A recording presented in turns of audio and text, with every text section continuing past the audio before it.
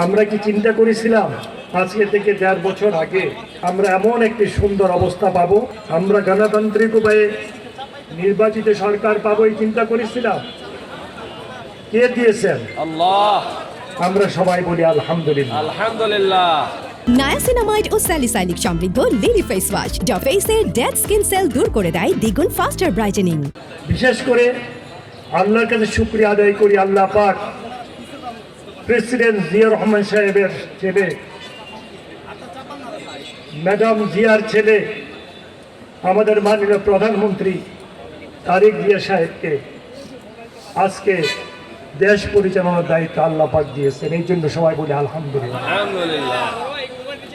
ওনার জন্য খাস করে দোয়া করবেন, আল্লাহ পাক যেন ওনাকে হেফাজত করেন, আল্লাহ যেন সমস্ত ষড়যন্ত্র থেকে হেফাজত করেন। ওনাকে যদি আল্লাহ হেফাজত করেন তাহলে বাংলাদেশের হেফাজত হবে।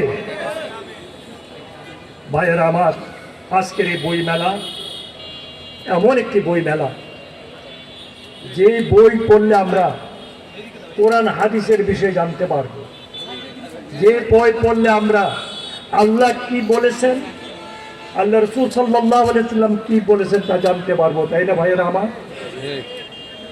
বই প্রকাশক, বইয়ের যারা স্টল দিয়েছেন, বইয়ের যারা বিক্রেতা ক্রেতা, সবার কাছে আমি কৃতজ্ঞ আজকের এই ব্যবস্থাপনার জন্য।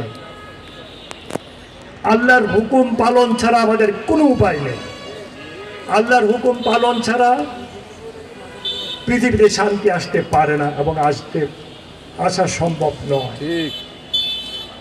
আজকে ইসলামিক ফাউন্ডেশন যে ভূমিকা রাখছে বাংলাদেশে, আমরা অভিভূত।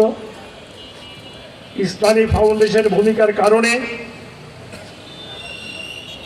যে সমস্ত বইগুলি ইসলামিক ফাউন্ডেশন থেকে প্রকাশ হচ্ছে, সেই বইগুলি পড়ে আমরা ইসলাম সম্পর্কে অনেক কিছু জানতে পারি, তাই না ভাইয়েরা আমার?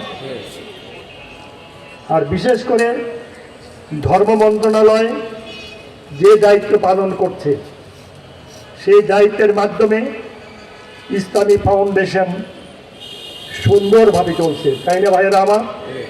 তবে অতীতে যারা উচ্ছৃঙ্খলতা করেছে, অন্যায় করেছে, অপরাধ করেছে, জুলুম করেছে, অবিচার করেছে, তাদের সম্পর্কে ব্যবস্থা অবশ্যই নিতে হবে।